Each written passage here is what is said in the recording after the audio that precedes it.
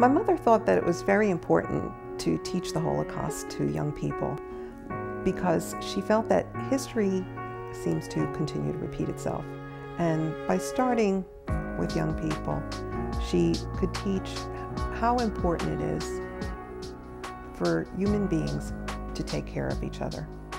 We're standing here at the site of Flora M. Singer Elementary School. It's opening this August 2012. Flora M. Singer, she was a remarkable human being. She dedicated her life to teaching and educating others. So now in Denver, please welcome Flora Singer. What else is there to do if one person can't help another? You need other people and other people need you. And whether those people are Jews or Christians or Muslims or whatever. And because of my story, I have retained great hope in humanity. This is the story of the remarkable life of Flora M. Singer. My mother was born in Antwerp, Belgium on August 16th, 1930. My mother was always an avid reader, and she loved school, and she really valued education. Flora's education and childhood came to a frightening end in May of 1940 as the horrors of World War II entered Belgium and the Nazis began rounding up Jewish families like Flora's. To escape the concentration camps for 5 years, Flora and her family went into hiding, aided by the heroic deeds of people like Benedictine monk Father Bruno Reinders, who helped save hundreds of Jewish children. I knew that you're not supposed to lie, that lying is a very bad thing. But since there were very bad people who wanted to hurt me because I was Jewish, I had to lie and pretend I was not Jewish. I lived in very great fear. They ended up staying in fields, barns, different convents. The one event that she relayed to me was that the Nazis were coming and they had knocked on the entrance to the convent, and the Mother Superior rushed them down to the cellar where they would store the fruits and vegetables.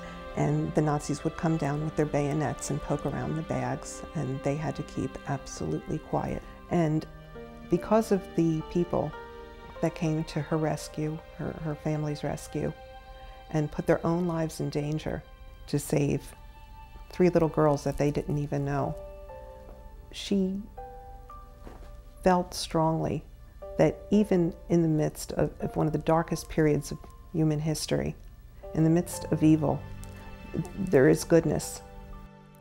After the war, Flora and her family reunited as they immigrated to the United States. Flora quickly learned the English language and went off to work to help support her family. Several years later, Flora met and married her husband, Jack Singer. Well, you know, she was a very remarkable woman. She was a woman of valor. Anyone that she touched or came in contact with never forgot her. They had 2 children, a boy and a girl. Flora gave her children all the opportunities for learning that were taken away from her. As her children grew, Flora decided to pursue her dream of attaining a college education.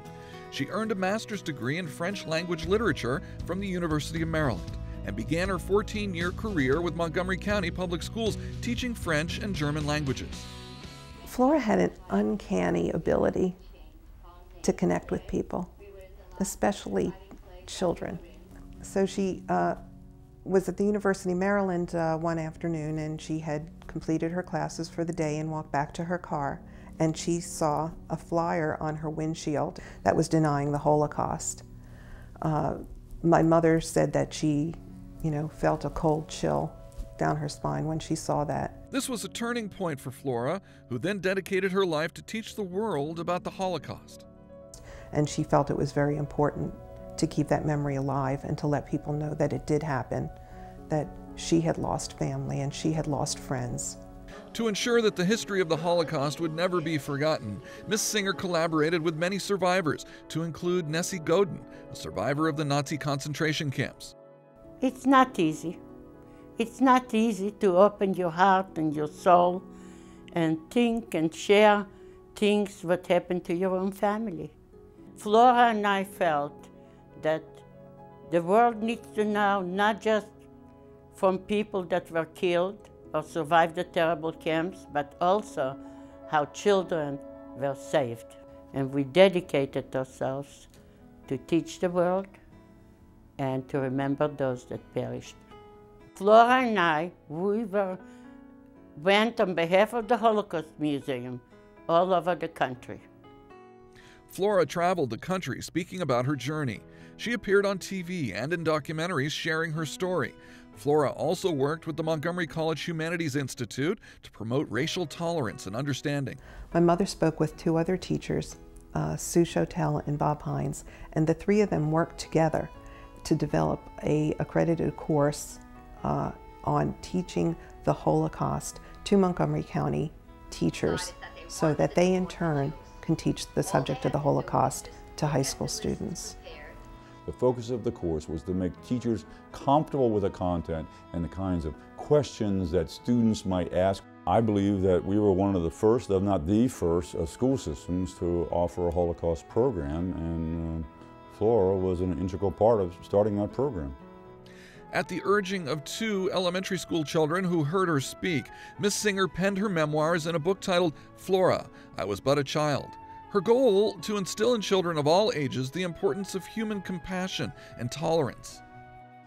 So with no further ado, we've had a motion, we've had a second. All those in favor of naming Down County Consortium School Flora M. Singer Elementary School, it is unanimous. And hopefully there'll be many generations of students who will say, well, who was Flora M. Singer? And that lesson will touch them and inspire them and guide them on their way. My hope is that the students here will learn about the power of living a positive life, even in the face of horrific circumstances, and that's what Flora Singer did. Because not only honoring Flora, you're not only recognizing the Holocaust, but you're also honoring all teachers of Montgomery County. It's also the first time a public school in the United States is being named after a Holocaust survivor. It will carry on Flora's legacy of kindness and human tolerance. The impact that she made on the entire world, that's what I'm most proud of. I loved Flora because she was a wonderful human being, and that is the most important.